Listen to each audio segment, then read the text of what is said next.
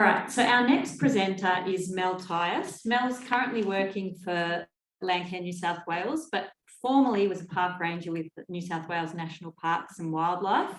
And Mel's going to talk to us today about corporate volunteering program, which she ran in that role with National Parks, and how that corporate volunteering supported ongoing regeneration and restoration works. So let's get Mel up. She's joining us from Bellingen. So thanks for the introduction, Madeline, and thanks for having me here today, although you can't see me, which is probably a good thing, Saturday morning. But firstly, I'd like to acknowledge the Gumbaynggirr people. That's the land where I sit today, and acknowledge elders past and present. And just let you know that Craig Aston will be very proud to see all the Working Together apparel today. So as Madeline said, my name's Mel Tyas. I'm currently the Regional Community Practice Coordinator with the New South Wales Landcare program. I am based in Bellingen, and our role is to support the coordinators and the hosts under the program, the New South Wales Landcare program. So as Madeline mentioned, I've spent the last 21 years working for government. The last 18 months with Landcare. Prior to that, I was a ranger in Sydney Harbour National Park for about 20 years, but I've escaped government. And from that last presentation, I can say it was a very good thing. And prior to that, I was also an English teacher, so I've had a pretty varied role. So a very brief history, why we started corporate volunteering in Sydney Harbour National Park. One day, one of the managers came and said, look, we've had an inquiry from a corporate who'd like to have 150 corporates to come and assist you on some work. And we said, yeah, no problem, 150, easy done. So we actually partnered with Manly Council at the time, and it was on a weekend, and we had it very well prepared. And just before everybody got there, I actually tripped over and broke my foot. So, but for all intents and purposes, it was a big success. And I arrived back just in time for lunch. So that slide you can see in front of you is actually Middle Head, and that was where our office was based. And I actually lived there for 11 years as well. And what you can see there is a fortification and also a gun pit. And one of the corporate volunteering activities we undertook was actually to excavate that. So it's very deep, and it was filled with a whole lot of rubbish that the army had actually tipped in there before they moved out. So a lot of Sydney Harbour National Park is former defence land. And we had corporates excavate that. There was a lot of fuel that came out of it. And then Komatsu was one of our corporate partners, and they came one day with a massive excavator and made the process a lot quicker. So we were really fortunate in that we had a lot of cultural heritage as well as natural heritage that we wanted to restore and maintain. I would have had some before photos, but unfortunately I didn't take any from National Park. So I've had to get all of these off the web, which is a real shame. So when Zoella asked me to do this presentation, I thought, oh, that's easy. I did this for 20 years around corporate days. I got lots of presentations, and then realised actually I don't, because I'm no longer with National Parks. Anyway, so why did we actually start corporate volunteering? There are a number of reasons. One was we had a really small budget for bush regeneration. So if you can see on that slide, you've got North Head, Dob Road Head, all those green bits up to the north. And we had a measly budget of 15K, which is pretty insane because it's some of the most important real estate in Sydney Harbour. And I guess that's the kind of commitment the government had by putting that much money towards it. So on top of that, we didn't have any, I can obviously say all this now because I no longer work for National Parks, but there was no money for heritage restoration either. And for that amount of land, we had about 3 rangers and 8 field staff to do all that work. We had lots of volunteer groups to support, and we had an endangered population of penguins to protect as well, with virtually no budget. So one of our driving factors or forces was to get money in to support the groups that we had and to allow us to undertake the work we wanted to do. Otherwise, we would just sit there really twiddling our thumbs, which is not something that we, like to do. So some of the other sites that we looked after, I mentioned we had amazing real estate. So that slide actually shows Bradley's Head. A lot of people get married there. It's just an absolutely spectacular site with, again, significant cultural values. That is the mast of the HMS Sydney One, and every naval ship that comes into Sydney Harbour, all the sailors on board actually have to salute that mast. So it's incredibly significant. And you can also see a little column sticking out of the water there. And that's the one of the original post office columns from the GPO in Sydney. And that measures 1 nautical mile from Fort Denison. So just the history of the sites was just so special. And when you don't have money to maintain it as a ranger or as, you know, one of the workers in the park, you want to do what you can. You don't want to, you want to be proud of it. And so we really had to think outside the box about how we would actually, you know, be able to look after the park with no money. So we were never to be defeated. So let me get this next slide up. Why is this not working? Okay, so another part of the park was the rich Indigenous history or Aboriginal history. And one of the things we always did for corporate days was have a welcome or acknowledgement to country. And this is Les, he was our go-to person. He's actually from the Yuin Nation, and he'd quite often come to corporate days because a really important thing that we wanted to do was educate the corporates about the history of the park, the Aboriginal history, because so many people aren't aware of, you know, the rich, why these parks are protected in the first place. So we actually had a big naval ceremony one day, and Les came and he was covered in ochre, and he just was wearing, you know, just a red loincloth. And we had a lot of vice admirals and things from the Navy, and Les, during this smoking ceremony, went and gave them all a cuddle and just left them covered in ochre. He was, you know, a real character.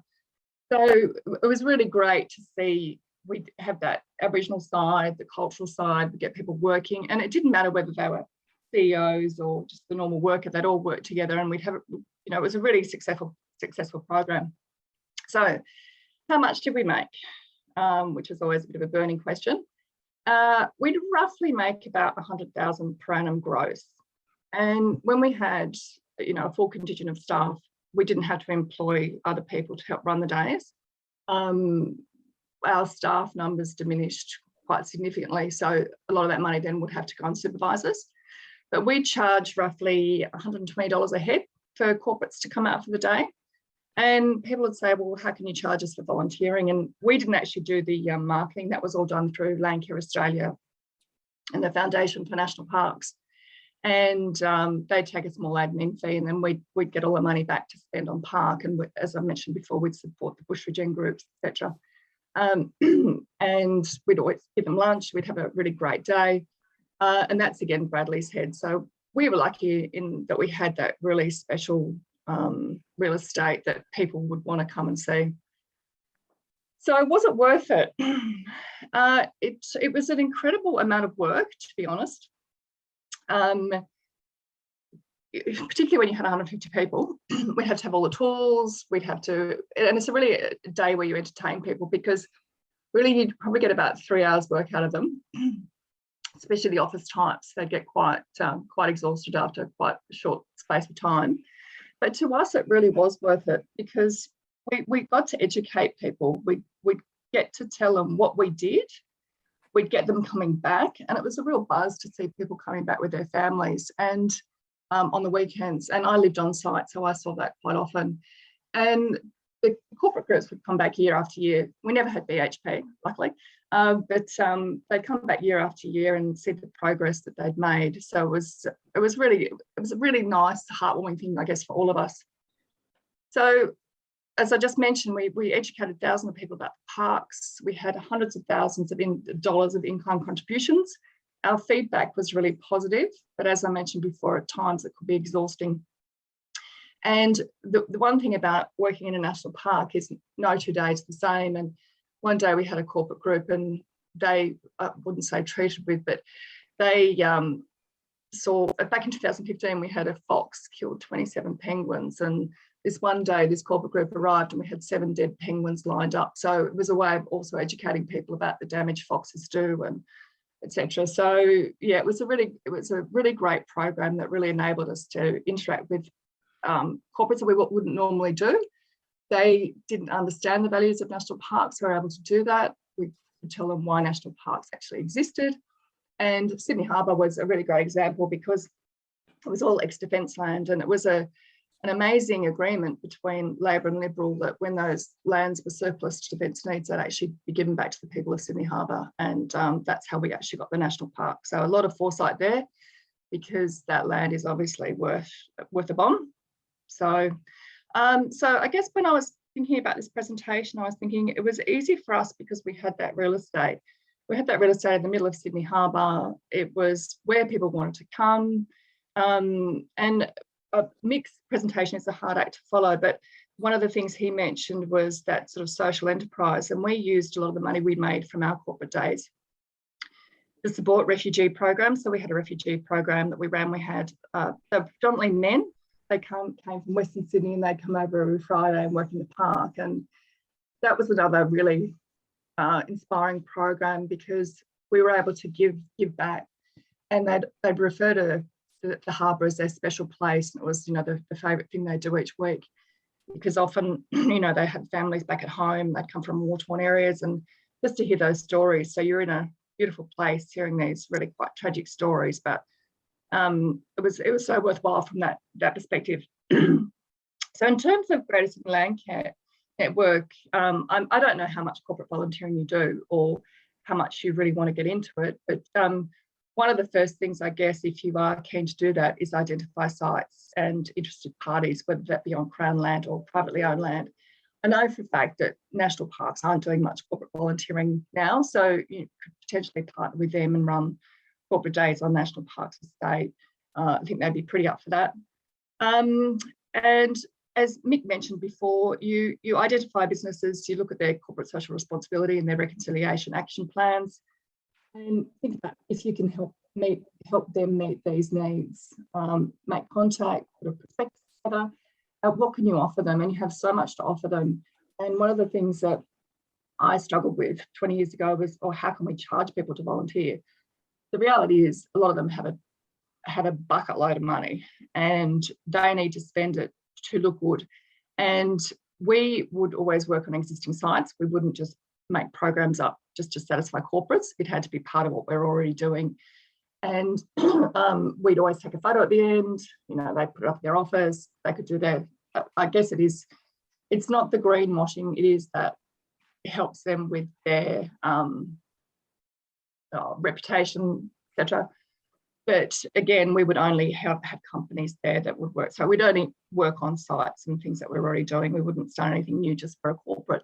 And I did struggle occasionally with having Coke and other companies, but again, we were taking their money and putting it to good use. So I was talking to a friend yesterday who I did a lot of corporate volunteering with. She was working for Landcare Australia at the time. And then, so she's now working for Save the Children. We had a chat yesterday about what she's doing. So there are other options that you can look at. So workplace giving is one of them. So you could ask companies if their employees are willing to give $10 a month. And so that might mean if you've got 50 employees, you might end up with $6,000 a year. What could you offer them then in terms of a couple of corporate days?